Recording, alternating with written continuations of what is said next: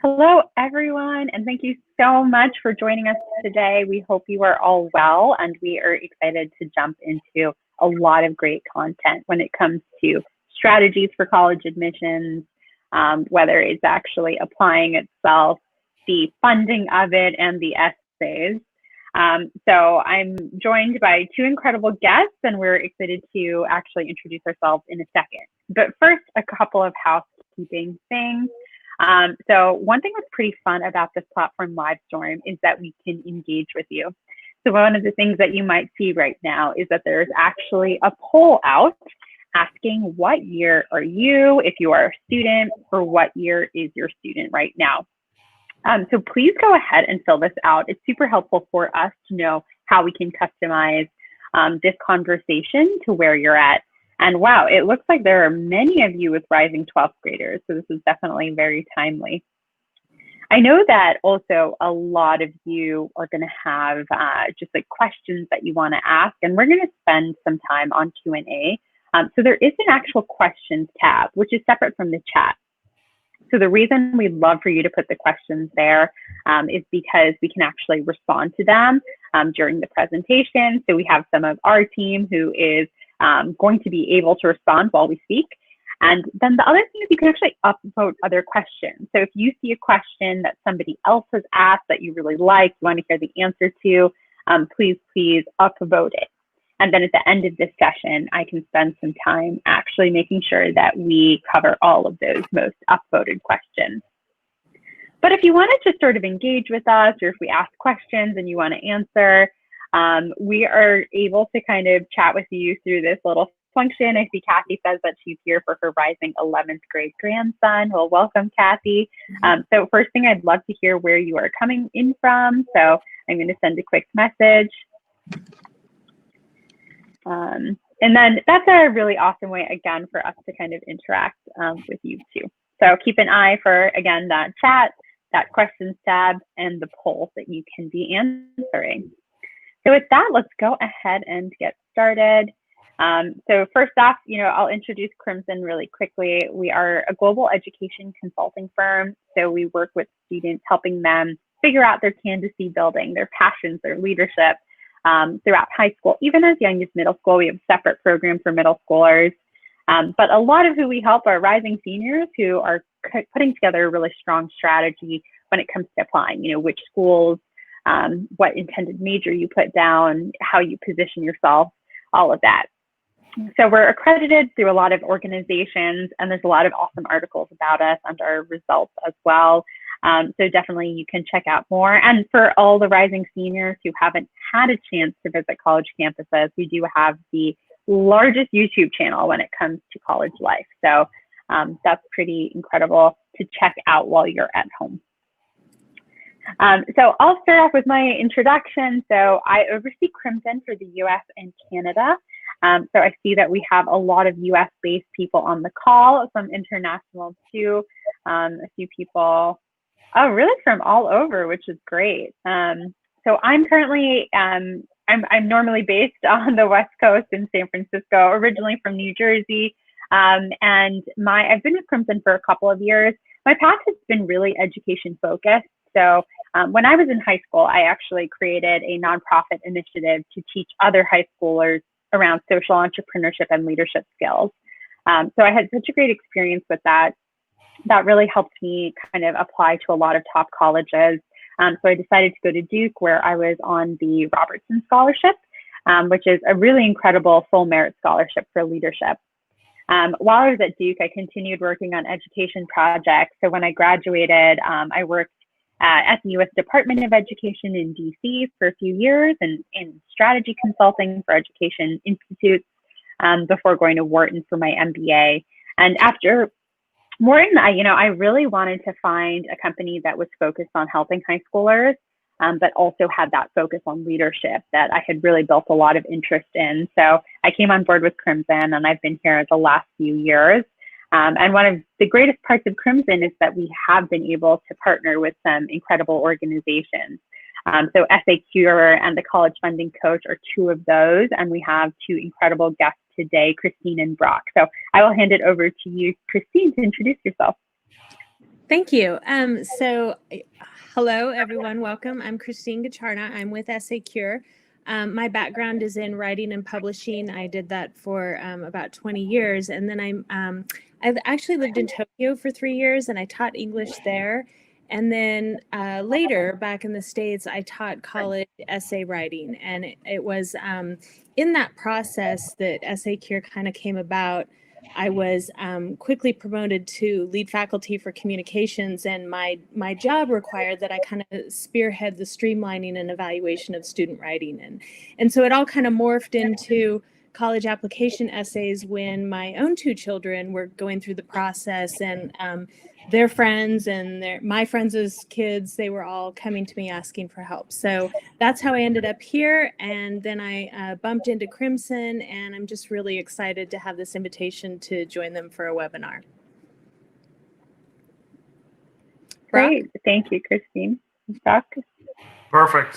Thank you both. My name is Brock Jolly, and so I went to, I guess, Anjali's rival ACC school, the University of Virginia.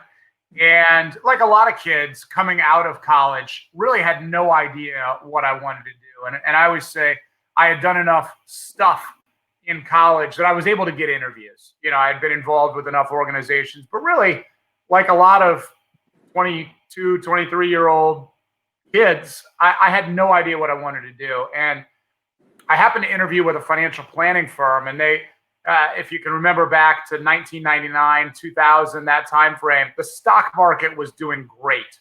And so I thought, well, this is going to be awesome. I can help a lot of people. The market's great. What a great career. I got into the business, and pretty quickly thereafter, the dot-com bubble burst. The bottom fell out of the market. And I'm always really quick to tell people it was not entirely my fault. But I tell you, I kept getting this question over and over and over again. And looking back on it now, it's really what shaped my career and how we founded the College Funding Coach. And that is, I was doing financial planning work and meeting with a lot of families. And I kept hearing this question: how are we going to pay for our kids' college education? And if they thought college was expensive in 2000 and 2001 and 2002, imagine if they could see what it looks like today, right? Because it's just gotten exponentially more expensive. In fact, to put some numbers behind it, since 2000, the cost of college has gone up more than triple what's called the consumer price index, right? Inflation in the United States. And so college has just gotten exorbitantly more expensive. But the key is, when I got that question early on, I didn't know the answers. And I figured out most financial advisors didn't really know the answers. And I also figured out that for most people, they sort of had their money in the equity in their homes and in their retirement plans, which was great for retirement, not so great when they wanted to retire. Or sorry, not so great when they needed to send their kids to college. And so, long story short, we started teaching a program through the adult education program just outside of Washington, D.C., all about saving and paying for college. It's now morphed into the College Funding Coach. We have advisors all over the country helping families to navigate this process. And I'll say it now, and then we're going to come back on it on the end. It's like, you know, if Crimson and Essay Cure do their job, right, helping your kids get into these wonderful schools, the challenge, moms and dads, that you might be facing is, okay, yeah, that's great, but how do I pay for it?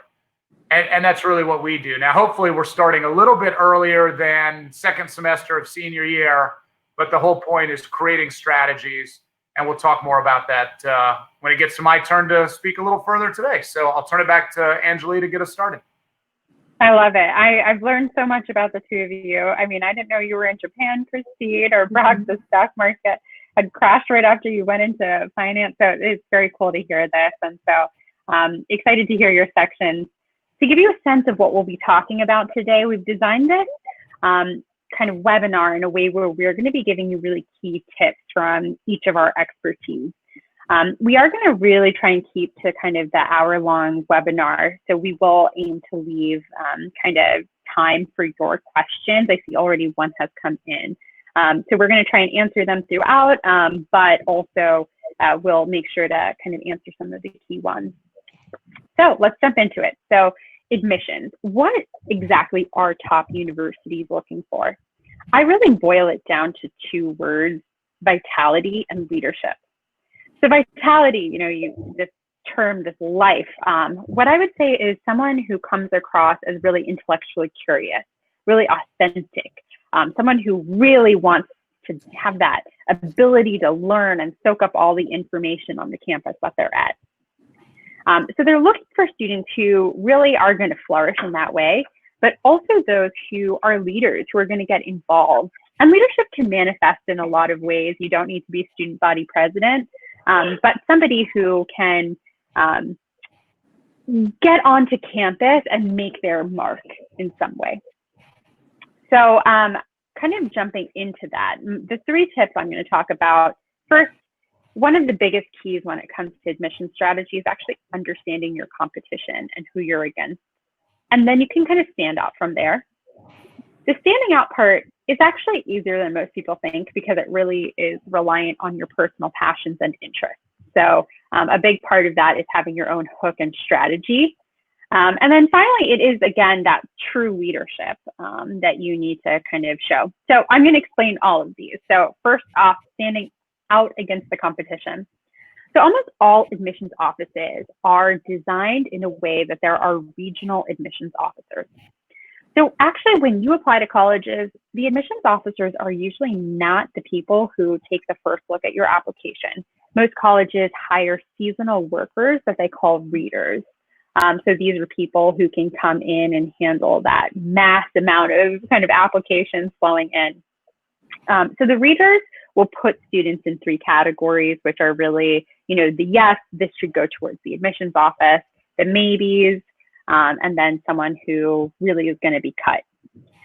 One of the easiest ways for them to actually cut students are academics. If you don't have the grades or the rigor of your transcript to handle that college, that's one of their easiest ways to say, well, they haven't proven that they can handle the courses at, Duke or Tufts or UVA, et cetera. That's actually a fewer amount of people that get cut than you would think. So the bulk of people who they end up trying to decide between, it's more based off of their extracurriculars themselves. So how do you actually stand out against the competition? So keep in mind, again, that this is regional for kind of those first few iterations. So you want to think about the types of activities that are very common in your area and try and stand out against those. So if you curate a list of extracurriculars that are more unusual or more linked to something you really care about, then that's very compelling. I will say right now it's easier to do that more so than ever because of a lot of hybrid and online learning environments. So think about different kind of things that you're interested in and join online interest groups or figure out ways that can manifest in an atypical extracurricular. I'd also definitely emphasize that this is an election year. So there's a lot of volunteering opportunities that are happening in the political sphere or even just for kind of general nonprofits. And we're also seeing that a lot of activities are moving online. So for example, if you really enjoy Model UN, your school doesn't have a club, you have more chances to actually join teams or go to virtual competitions more than ever. So that kind of gets me to the second point. So within the Common App, you are going to have space to put down, prizes that you've won, essentially. And it's very impressive when you have things at the international or national level. So I would definitely say one of the ways you can differentiate is if you do really upskill yourself. So I'll give you a very concrete example of that. So we have a student who's Bay Area based. He's at a very, very competitive private school in the South Bay. And he realized that most people in the Bay Area, really focus on the same few activities. So we talked to him a lot about his interests, and we realized that he's always been curious about geography, satellite, space. So we identified a competition that he could enter, which is the International Geography Olympiad, and set him up with a tutor who actually won in the US a silver medal for it. So he's getting this kind of one-on-one tutoring, upskilling, and this is very specific competition that, again, helps him stand out geographically. So kind of be strategic with kind of those activities that you're joining, and then also how you can stand out if they are more competition-based. One other thing I will say with competitions is that oftentimes there are lots of kind of essay competitions out there or general ones that not that many people apply to. So if you really dedicate yourself to finding opportunities, that's helpful. At Crimson, we do actually have the largest database of extracurriculars, which we try to update quite often. So anyone can access this. I will put it in the chat right now. Definitely something you can browse through. It is a global list that we are always adding to. The other ways that you can kind of stand out against the competition are things like where you apply to college and the actual major you put down. So for example, if you are in DC, a lot of your students are interested in political science. They might be applying to schools nearby like Georgetown, George Washington, and so on. You can always think about applying to places that most people don't apply to. So for example, Carleton. It's in the Midwest. It's a smaller liberal arts college, very highly ranked. They have very few applicants from the DMV area. So that's pretty strategic for you to apply to a school like Carleton. Similarly, if you are in the Bay Area and you've done a lot of STEM activities, you're interested in computer science, you might want to consider putting down a potential major in another space. Just to make sure that you are not really kind of going up against the same people in the same way. What's cool about colleges in the US is that you don't actually need to go through with the major you put down in most instances. So you don't usually declare a major till you're a sophomore in college. There are definitely exceptions if you're applying to specialty schools. But if you're applying to liberal arts programs, then you can certainly put down a strategic major and then take that time to explore when you're on college before you actually kind of declare it. And then the biggest thing I will say is differentiating yourself with leadership. So I'm going to jump into the more specifics on that. So just switching the slide here. What we find is really compelling is when students actually start their own initiatives, and it does not need to be you starting your own kind of business or nonprofit. It can be within existing extracurriculars that you're a piece of. So I'm going to kind of lay out a couple of examples here of kind of starting from scratch, but I'll also talk you through if you're within an existing club or sport, what you can think about. So first thing, one of the best ways to show that vitality, that curiosity, is through research. I will say that most students under-index on research if they are going for humanities or non-sciences. So this is a really compelling way to stand out. So for example, if you're interested in business, perhaps you do research on the microeconomic impact within your community of COVID. Think about those data collection sets. How are you going to actually analyze this? Same with kind of if you're considering law or English, there's a lot of opportunities to do remote research. And it is something at Crimson, we have a full research institute, so we can set you up with top professors. So you can go through Crimson. You can also try reaching out to professors on your own. But yeah, there are certainly options out there for you for that. And I think it's something that's very prestigious if a high school student does it. Writing is also a great skill. Christine's going to be going into that a lot more. But getting your name out there is pretty compelling. So whether it's starting a blog, writing about your COVID experience for your local newspaper, these are all things you can actually kind of attach to your application. And there are a lot of essay competitions out there, like I mentioned. I'd say internships, another thing that is really trending with high school students who are performing quite well when it comes to admissions. So actually getting that work experience, exploring what you want to do. You can reach out to your dream companies and just see if they're doing anything for remote internships, especially if you have time with your school being online right now. Again, this is something that Crimson has internship placements with, so we can always help you kind of get set up to work with an awesome startup or just start exploring a new space. We have a student who's doing an architecture internship right now, which is pretty awesome. And then, of course, personal projects. So whether this is starting your own app, launching a nonprofit, these are all things that you want to design not to do, but to actually have an impact within. So a lot of students will try and start a club, especially if they are a rising senior or they're in their junior year. Starting a club, I would not say is the formula to get into a top school. But if you built this compelling story of having a clear passion in something, you start a club and do awesome things with it, then that's impressive. It's not just the, co-founder title you can throw onto your common app. So a lot of initiatives you can start are also things that could be existing within clubs. So with clubs needing to move online right now, you really want to think about even forms of micro leadership you can show. So perhaps you're the one who organizes things. If you're part of a club that you can't really do much right now, let's say like a sports club or something that's very much in person, think about what you can get done right now strategically to put your club ahead.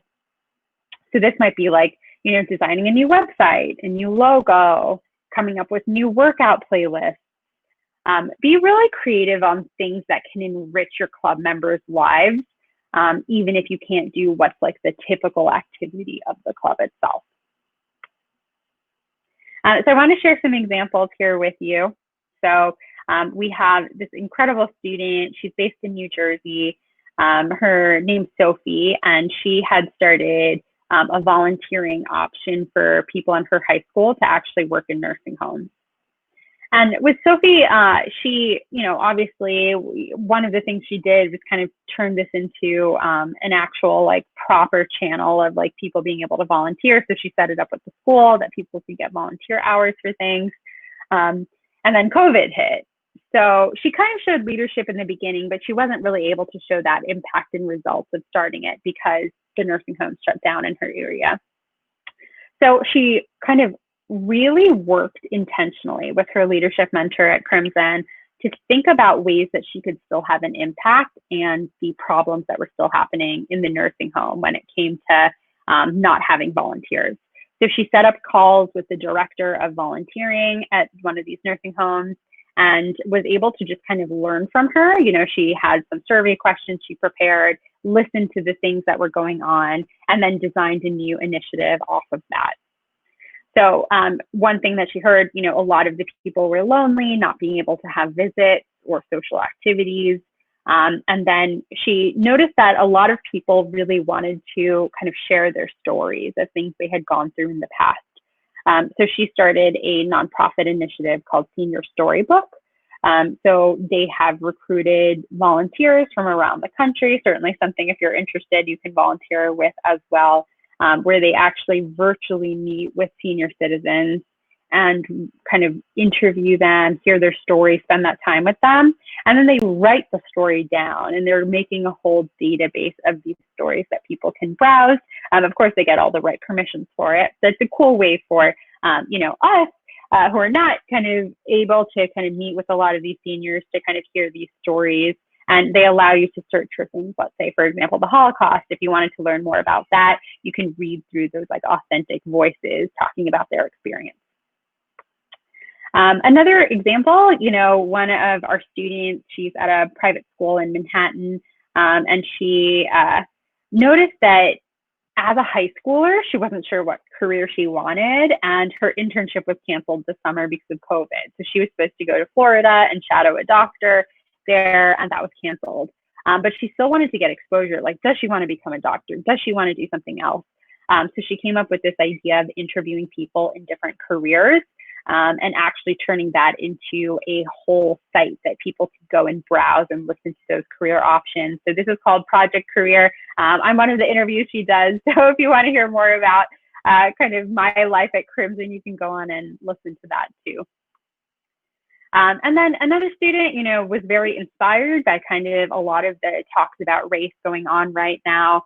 And so he designed an online community where people can talk about racism, they can answer questions in a way that, really allows for facilitation of conversation that people may have been uncomfortable to do face to face. So people can share their experiences and all of that. So I found these all really strong projects. So not because they started something again, but they have really clear kind of metrics that they're aiming for. So they're looking to really expand it nationwide. They're really kind of tying this project into something about their story, their profile, what they've done and throughout high school, and they're aiming to have that impact that they can talk about. So with their leadership mentors, they're constantly thinking, how can I help more people with this goal that I've set out for? Can I partner with nonprofits? Can I partner with different schools and organizations? So the scale is a lot more high potential than someone who, is just like limiting themselves to starting a club within their high school. So to kind of summarize where I'm really going with my tips here, I want you to focus on that impact and scale. I think leadership titles are quite common. I'm sure all of you can name somebody who is president or co-president or secretary of something. So really build those true leadership skills throughout your time in high school. And make sure it links back to that story, and think again about how you're going to really stand out amongst a very competitive pool. All right, I will send it over to Christine to jump into the writing piece. Okay, sorry, took me a minute to unmute.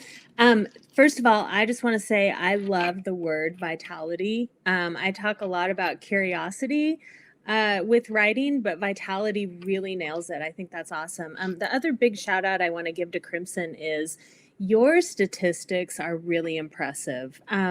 Students who are trying to get into some schools, the admissions rate sometimes is, often below 10% at many of these universities, and Crimson's students are blowing that out of the water. Like some of those stats are 17 to 20%. So you're doing a fantastic job. And I think it's with work like finding words like vitality to get, to draw students out and get them engaged here. So love that. Okay, so again, Christine with Essay Cure. I have a course that's called Write My College Application Essay. And it came about, I'm going to talk today about the myth of the good writer, because parents often come to me and they say, my son is a really good writer, or my daughter is not a really good writer. And my response is always the same to both groups. It doesn't matter. I mean, look, all of our students know how to write. None of us would even be here right now if our students hadn't already gotten that far, right? But when we stick a student with a label of good writer or bad writer, we remove the student's choice to strive for academic excellence. And we reinforce their underlying beliefs in their own abilities. And sometimes those beliefs are false.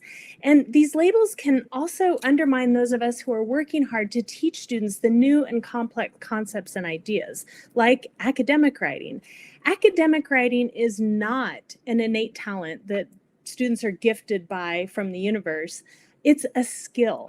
And like every skill, it needs to be first expertly taught, and it needs to be learned, and it needs to be methodically practiced in order to achieve mastery.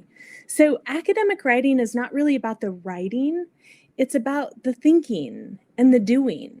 Academic writing follows formulas, and if students aren't following the formula, then they're really not effectively communicating their answers. And if they're not effectively communicating, then they're not going to look all that much different from the thousands of other applicants who are vying for those same seats.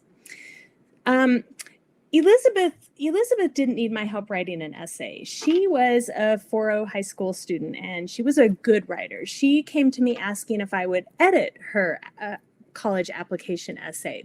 So grammatically, Elizabeth's essay was perfect. I didn't find any problems with noun-verb agreement or comma splices, anything like that. What I did find was that she spent 477 words writing her introduction in a college application essay that had a word count restriction of 650 words total. 73% of her essay was not even focused on answering the question posed by the prompt. And she was in the wrong rhetorical mode. Rhetorical modes and organizational methods, these are the basic tenets of academic writing at the undergraduate level. High school focuses on mastery of the persuasive rhetorical mode, but college routinely relies on expository writing. The college application essay, on the other hand, is written in a narrative rhetorical mode. So high school students who are used to writing in the persuasive rhetorical mode, where first person is not allowed, they take one look at the college application essay prompts and they wonder, okay, how am I going to write about something that makes me lose all track of time without using the first person? That's what happened to Elizabeth. She was trying to fit her college application essay into a persuasive rhetorical mode, and that's how she ended up with 73% of an introduction. Once the rhetorical mode was clarified and explained, she had a beautifully written 2-sentence answer to the question posed in the prompt, and it came to life and became central to her overall essay. And that's what makes the personality of a student jump off the page, because it's not reflected in your transcript or your test scores. It has to show up in your essay. So last fall, I was invited to visit a senior AP English class in Oregon, and it took some doing. I mean, okay, last fall, 2019, we were all still shaking hands and eating in restaurants. Our hair was way different. None of us had heard of COVID. And there weren't very many public schools that were set up for online, distance remote learning. So this had never been done before at this particular school, and it was a big idea. So I'm in the classroom remotely, the same way we're here. And I asked the students a question, and the first hand to go up from the very back of the room was from a student who wanted to know what I thought about her using her opening sentence in her college application essay written in Spanish. So I sat in on 3 different sections of senior English that day. And at the end of each class, Mrs. Mize, their teacher, she told the students that they had to share their essay with me for feedback. That was their homework. So the first essay that landed in my inbox after that day was the essay that had a sentence written in Spanish. And this is that student. She was the first to raise her hand, the first to ask a question, the first to follow direction, the first essay to land in my inbox. She was the first student to show up in person for the extra help with her essay later on that month when I was in their town. So academic essay writing is not so much about the writing, it's about the thinking and the doing. This student, she's also named Elizabeth. This is Elizabeth Lopez. And last week, she was awarded a $36,000 merit scholarship. And then she also got a $1,000 civic scholarship from Seroptimus International from her hometown. So she's using that money to go to Oregon State University. So we've got 2 different Elizabeths here, 2 different sides of the country, 2 different struggles with the technical components of writing, both coming to me with false beliefs about their abilities because they'd been labeled for so long as this kind of writer, or that kind of writer. Both got into their first choice colleges. Both were willing to accept that it was the thinking and the doing that was the challenge in academic writing. Elizabeth Becker was awarded a total of $140,000 in merit scholarship offers from schools, and she's now at Georgia Tech. So here's the thing about academic writing.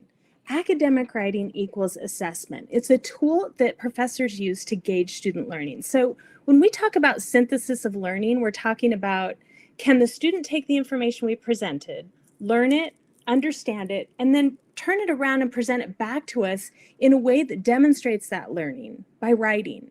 And that, in a nutshell, is academic writing at the undergraduate level.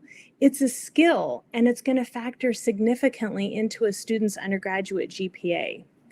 30% of an academic essay is dictated by the rhetorical modes and organizational methods. So here at Essay Cure, communicate, navigate, punctuate is the trademark of our course. We use the alliteration to help students remember the process. And we hand students this 30%. We show them how to use it to do the bulk of the heavy lifting in academic writing, both in their college application essay and then later in econ and bio. And then we walk them through the remaining 70% of the essay by showing them how to use the steps in the writing process that professional writers use. There's no staring at the blank page, hand-wringing, wrestling with what to say or where to start or how to get it done.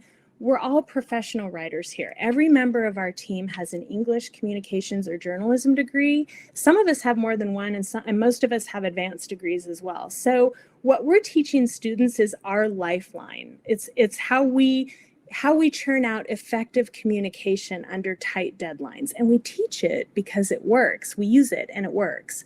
Academic writing it's about the thinking and the doing. It doesn't have anything to do with being a good writer or a bad writer.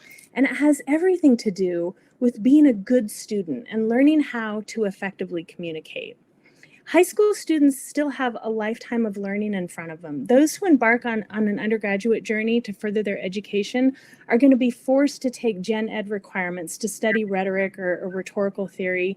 And our course prepares them for this by bridging the gap between what they've already mastered in high school and what they can expect of academic writing at the undergraduate level. And we start with the college application essay, because what if they get in?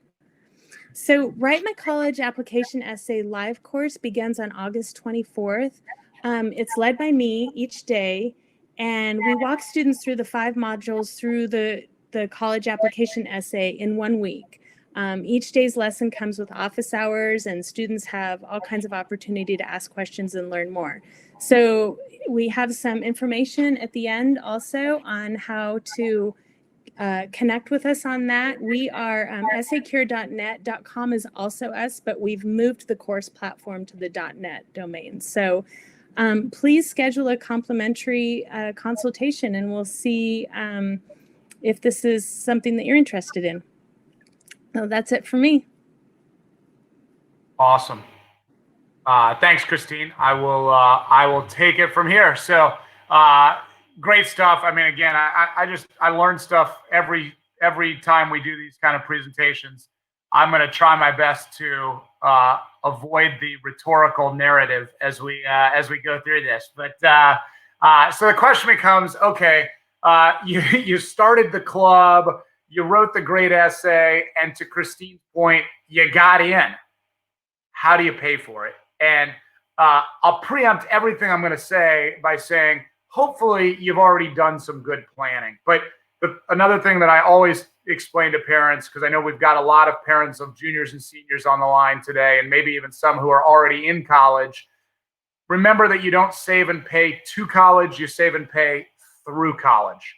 And that's really critical, because what you'll find is that when your kids go off to college, your water bill goes down, the grocery bill goes down, you were paying for their club soccer, and now they're not playing club soccer. And so all these different things that are going to change in terms of the family budget dynamics. So what we want to focus on is, okay, where do you go from here? How do you pay for it? How do you save for it?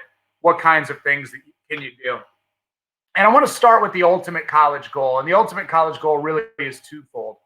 First and foremost, for the student, we want to find the right college. And I know a lot of what Crimson does is helps their students to figure out what is maybe not the best school, and I should put best in quotation marks, but what is the best school for that student and that family? And there's a lot of variables that go into that equation.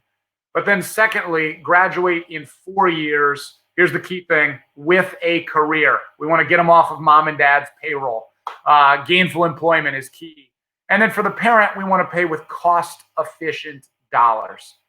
And that means a lot of things, but broadly, things like minimizing your taxes, minimizing your college expenses, or where possible, increasing financial aid, maximizing the efficiency of your money, and minimizing what we call lost opportunity costs. And I love, there's a comment here in the chat that says, or no cost, which is fantastic. We had a parent who came up to me, this is probably a year and a half ago now, but he said, I figured out our normal course that we teach is called Little Known Secrets of Paying for College. And he came up to me afterwards and he was really excited. And he said, Brock, I figured out the best little known secret of paying for college. And I thought to myself, well, at the time I'd been teaching this class for about 16, 17 years. And I thought I knew all the secrets. And so I was curious to hear what the best secret was. He said, it's not about paying for college. It's about not paying for college. And if you can figure out those ways, I'll use Christine's The Tale of Two Elizabeths, right? But that's a perfect example. They did the work. They figured out the strategies. And how great is it? Doesn't matter if it's 37 or 140.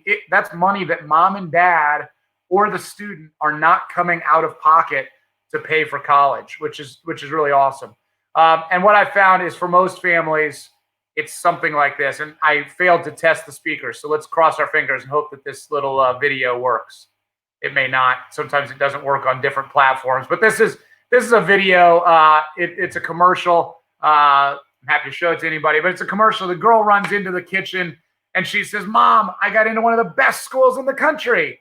And Dad, who sort of chokes on his sandwich a little bit as he hears this, what he hears is, I got into one of the most expensive schools in the country. And therein lies the challenge, is we want our kids to go to these great schools. The schools that were mentioned in some of the examples, the schools that some of you listed here in the chat box. But the problem is that those great schools are really expensive. And so how do you pay for it? And that's really what we want to focus on here. One of my favorite books on this topic is this book called 1,001 Ways to Pay for College. What I will promise you in the next 15 minutes or so is we are not going to talk about all 1,001 ways to pay for college. Okay, but we want to talk broadly and give you some concepts. I would invite you, similarly, we've got more extensive webinars going on all the time. You can visit our website, which is thecollegefundingcoach.org, and take a look at our upcoming webinars that'll dive a little more deeply. But bottom line is, there's really only 4 ways of paying for college. You're either going to use your income, you're going to use your assets, you're going to borrow the money, or you're going to get scholarships and grants. The last one's my favorite. Love scholarships and grants because that's other people's money. But the first 3 are your money, right? And especially number 3, which is borrowing. And a lot of people think, well, I'll go out and I'll get student loans. But think about the impact of student loans. We just did a webinar last night with Sally May, who's the largest private lender in the country. And, they really focus on how do you not take student loans if you can avoid it? But then when you do need to take student loans, how do you do so as intelligently and efficiently as possible? So, and I see Amanda just posted the video. That's awesome, of the Alka-Seltzer commercial. So let's talk about cost of attendance. And this is for last year, but when we talk about cost of attendance, we're talking about the cost all in. So this is tuition, room and board, books, computers, supplies, etc. For public schools, it's around $26,500. For private schools, it's roughly double that. And for the elite and the Ivy League schools, $70,000 on up. We're seeing a lot of schools now for the 2020-21 school year that are even over $80,000 at this point. You had schools that for a number of years were at like $79,940. They weren't willing to, they were like, you go first. No, you go first. But now there's a good handful of schools that are over that $80,000 figure. And I think the inherent problem is it's not getting any better. Somebody asked in the chat about these costs, and I could probably do an hour-long presentation about it, but this is just the statistics that, you can see going back to 2000 that the consumer price index has gone up by roughly 52%, whereas college has gone up, that's on the far right, the yellow orangish bar, has gone up 168%. Now, I can nerd out on this stuff. I can get really deep on it, but what I will tell you is it's a supply and demand conversation. And what's happened is since 2000, but even before that, as interest rates have come down, it's gotten easier and easier to borrow money. And the demand for a college education has gotten higher.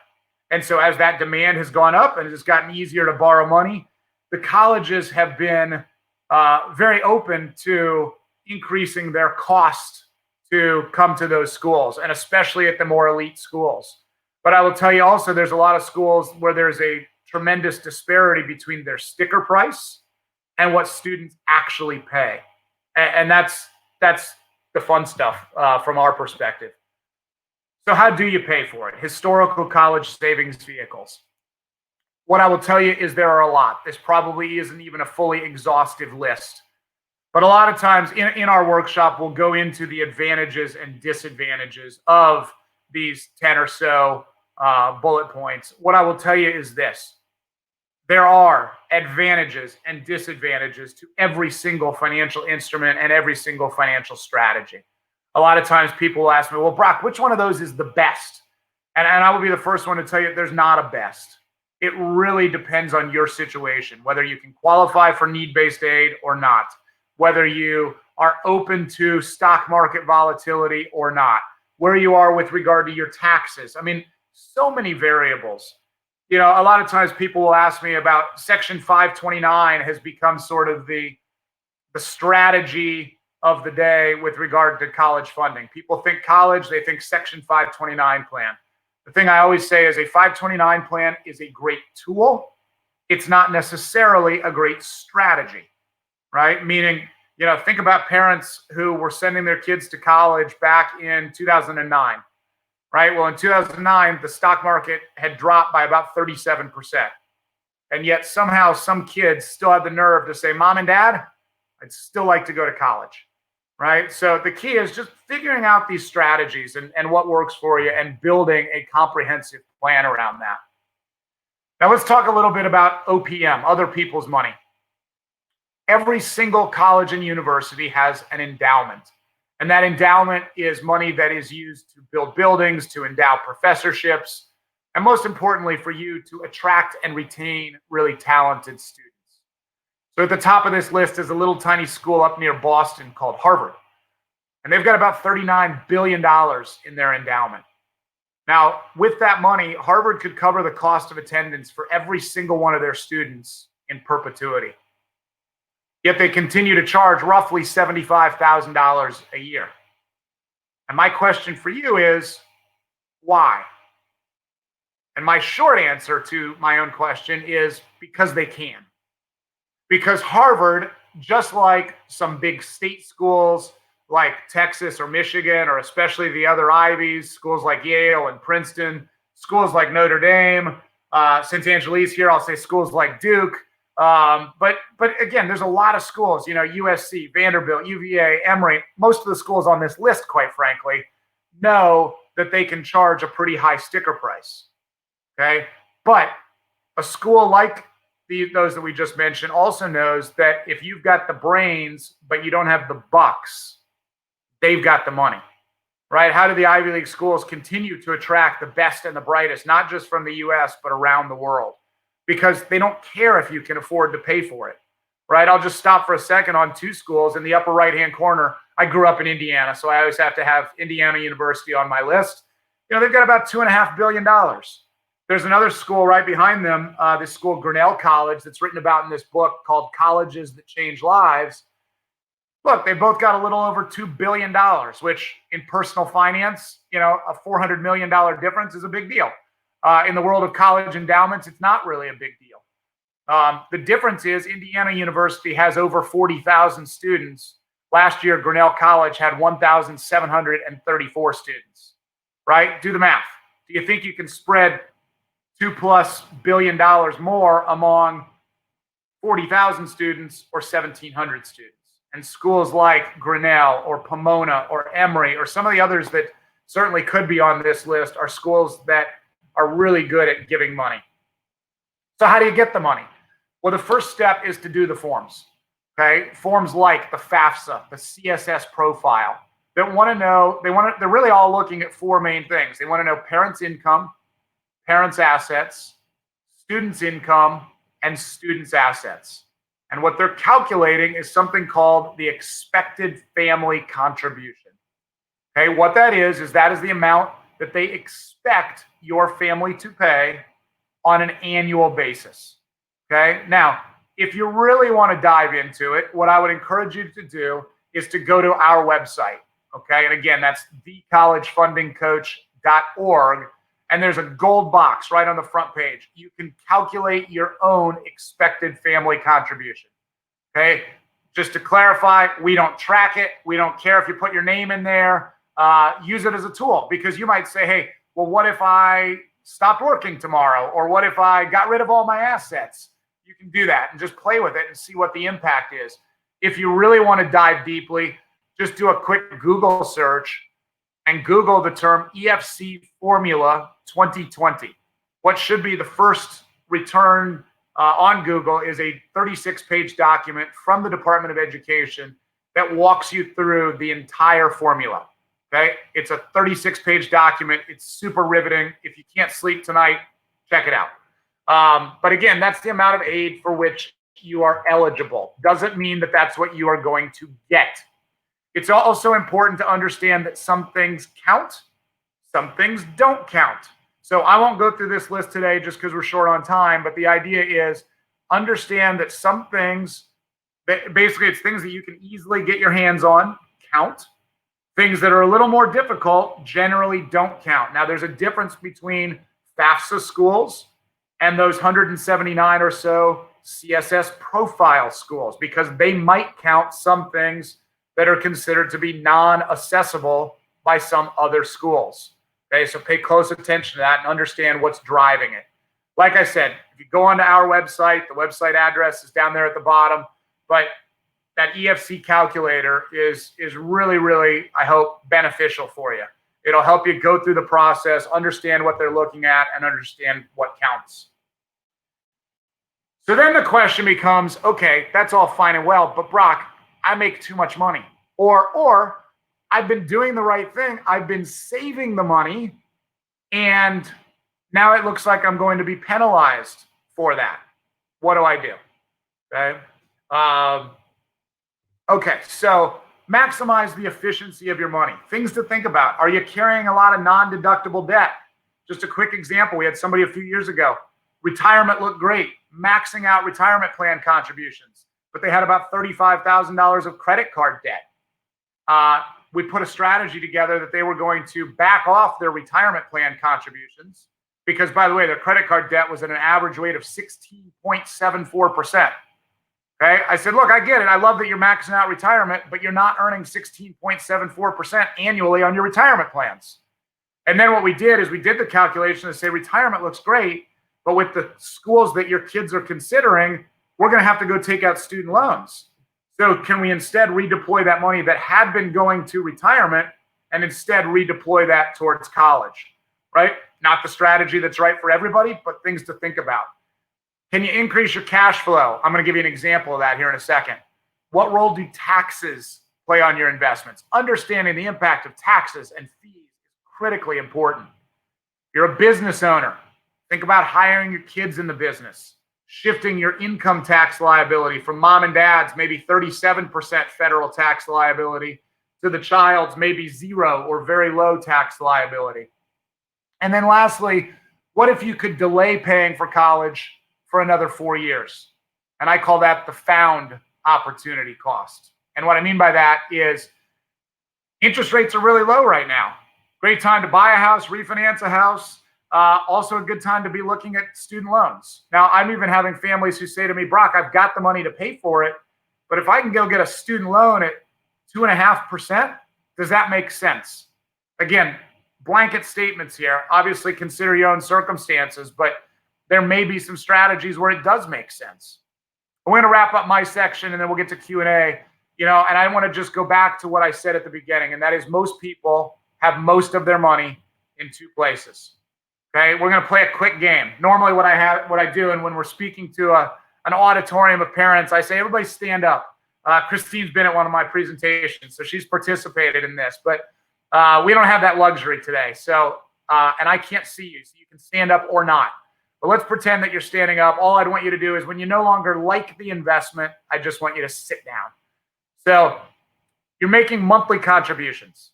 All deposits to this particular investment are not safe from loss of principal.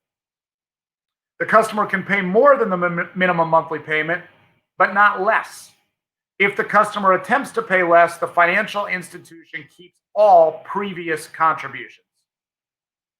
If the customer misses a monthly payment, it negatively impacts their credit score. Each contribution made to the account is illiquid and results in less safety and increased tax liability. And then last but not least, the money in the account earns a whopping 0% rate of return. Now, I've been playing this game in high school and middle school and even elementary school auditoriums all over the country for the last 18 years. And as long as people are paying attention and the wheels aren't still turning of what's he talking about here, most people have sat down at this point because they say, look, I'd never invest in that. Well, what are we talking about? And what we're talking about is actually your home, or more specifically, your mortgage, and even more specifically, paying additional mortgage payments, paying extra principal against the mortgage. We see it all the time. Very worthwhile objective. People say, I want to own my home free and clear. Love the objective. The problem is we see a lot of people who maybe they own their home free and clear, and then they have to go take out student loans to pay for college.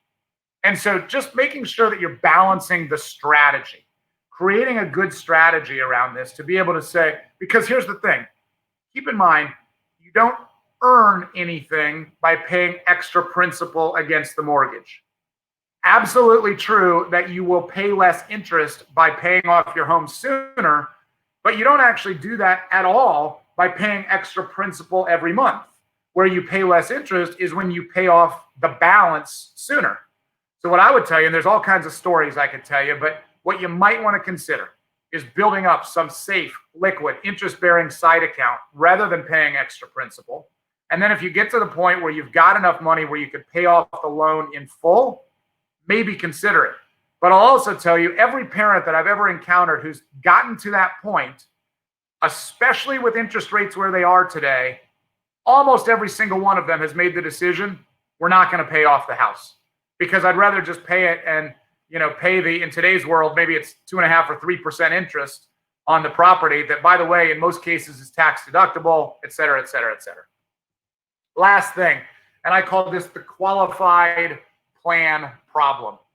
And that is, if we were doing this class 60 years ago, most of you would admit to having a pension, a defined benefit pension plan. Well, in 1974, at least in the United States, that changed. Because in 1974, Congress passed a law called ERISA, Employee Retirement Income Security Act. You know it as your 401k, your 403b, et cetera. And it said, instead of having a defined benefit plan, we're going to allow you the privilege, the honor of deferring your own money, and we may make some matching contribution. We're not required to, but we'll make a matching contribution, and we'll do that as long as you work here. But the day that you stop working for this firm, we wash our hands of all responsibility. So here's just a little case study. Let's say you're 47 years old, you're going to work until you're 67, you live until 90. You see the math there. Okay, so that $100,000 from age 47 to age 67 grows to $466,000. The $10,000 grows to $494. The $3,000 grows to $148. We're at the top of the mountain, right? It's the day of financial independence, the day of retirement. You've got $1.1 million. Okay, now financial planning, by the way, becomes really easy when we know exactly what your rate of return is, 8%, and exactly how long you're going to live to age 90. Okay, so what that means is that you can pull out $97,493 per year. If you live longer, you're in trouble because you're out of money. Now, with that, in today's tax bracket environment, if you have no other money, that means that you're going to pay federal taxes of a little over $21,000. And then I just used an average state income tax rate of 6%. That leaves you with net income of $70,000, meaning we just paid $27,000 in federal and state income taxes. What's the main reason that you put money into the 401k to begin with? For most of you, other than the fact that it's easy and other than the fact that your employer gives matching contributions, the answer is to save money on taxes. Now let's rewind. Let's say that you're putting in the $10,000 and let's say you're in the same 22% tax bracket. That means that each year you save $2,200 on your federal taxes. I'll ignore state for a second. Let's just look at federal. You're going to do that for 20 years from 47 to 67. That means that 20 years times $2,200, you save a total of $44,000 on your federal income taxes. You pay it back in just over 2 years. That $21,000 that you pay in year one, pay the same amount in year two, same amount in years 3, 4, 5, all the way to 23, right? So you pay it back in just over 2 years. You continue to pay it back for the next 21 years after that. My point in saying that is people talk all the time about the miracle of compound interest. They rarely talk about what I call the nightmare of the compound tax. And that is, would you rather pay tax on the seed or on the harvest? Remember, I grew up in Indiana. I'm a Midwestern kid, so I can talk farming all day. The question is, what if there were a way for you to be able to save that money, but be able to use it for retirement or for college. Take that a step further. What if there was a way to be able to pull the money out tax-free? Doesn't that make more sense? And again, broad blanket statements here, but we're talking about things like Section 529s, Roth IRAs, Roth 401ks, municipal bonds, even something called cash value life insurance, that are strategies that you can utilize that all allow for tax-free distributions. Most, but not all of those can be used for college or retirement. So quick poll here, and I'm going to go really quickly, but the question is, we've covered a lot of ground today. Okay, Anjali talked about strategies for getting accepted, how to package the student, really how to look incredibly impressive on a college resume and on an application. Christine talked about how you tell your story and how to package the student through great writing. I talked about maybe the scariest part, which is how you're going to pay for it. And my question for you is, if college were starting tomorrow, which for some of you, it is almost tomorrow, but where are you? Rate your financial preparedness. And I just ask you to answer in the chat if you could. 1, 2, 3, 4, 5, or 6. 1 is, let's do this, we're ready. 2 is, we're close, but could use some guidance. 3 is totally good on the oldest, but we've got 2 or 3 or more. Number 4, kids? What kids? We're in trouble. Number 5, good news. We've got some time. Bad news might also be that you've got some time because college doesn't generally get any less expensive. And then number 6 is my favorite answer, and that is clean out the basement. The children may live here forever. Okay? So I'll let you continue to answer that. I do want to wrap up because we're long on time here. But I started this conversation by saying, look, most families have most of their money in 2 places. And then I ended this conversation by saying, those are terrible, awful places to have your money. Please don't get me wrong.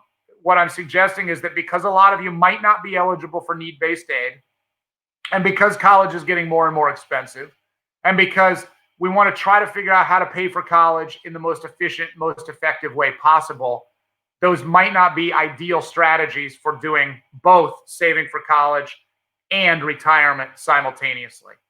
But the good news is that you can do it. And look, there's a lot. This is a path, a maze. The whole college process is one that has lots of nuances, okay? And what I love about this collection of the 3 of us is we all sort of focus on our unique abilities.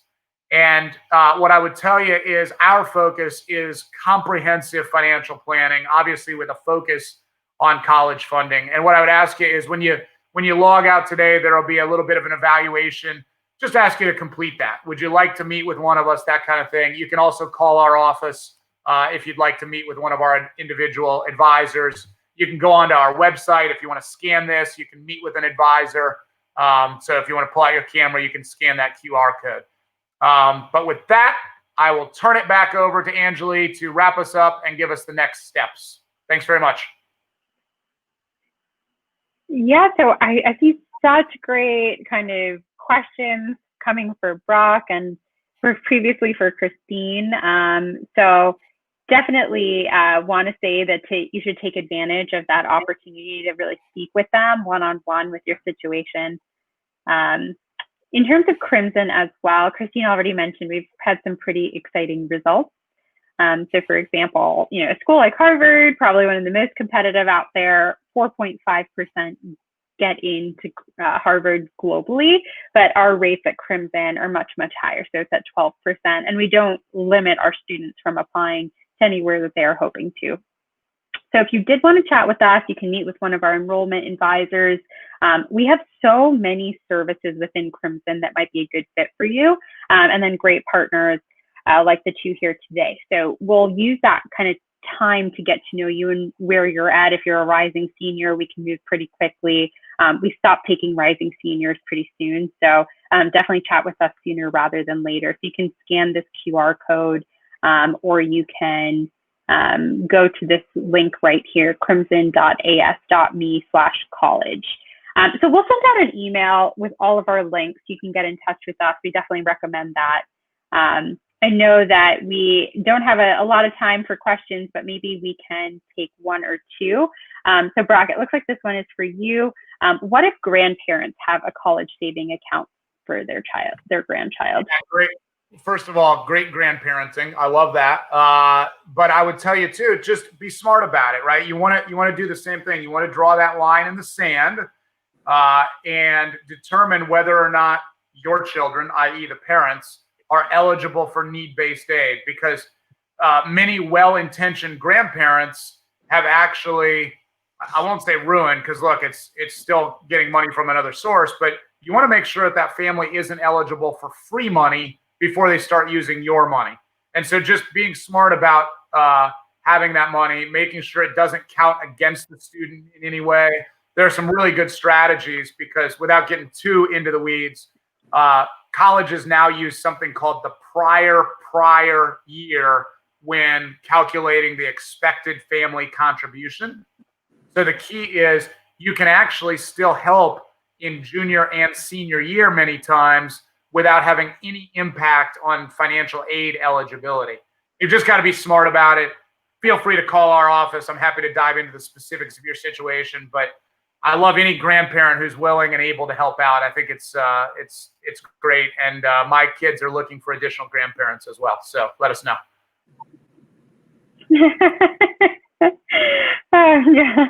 If you are a grandparent willing to take on more grandkids, call Brock there too. Quick question that we had was, when should you be starting with Crimson? I definitely say the earlier the better. In terms of the ability we have to craft that story based off the student's interest and actually kind of start a leadership project with impact, time is really essential. So for example, if your student is interested in computer science and they want to start an app, if they're starting this app in their freshman year, they have that ability to grow it, to get multiple downloads, to maybe partner with other companies. It just gives us a lot more flexibility to build those right skills like time management, critical thinking, and so on too. And then another question, how do I know what extracurriculars are common in my area? I just really hear from your friends what they're participating in. With Crimson, we have kind of a pretty good sense as well with the different regional styles of what people are doing. So we can kind of give you some highlights if you're in an area where we work with a lot of students. So it looks like we were able to get to most of these questions. I see a lot of very specific ones. So definitely please feel free to kind of, again, take advantage of chatting with us one-on-one. We're really looking forward to meeting you and very grateful as well for you to make the time here today. Thank you to my two wonderful co-speakers here, Christine and Brock. I really appreciate it, you joining us. So thanks all and best of luck. We look forward to hearing from you. Awesome. Thanks, everybody. Thanks. Bye. Okay.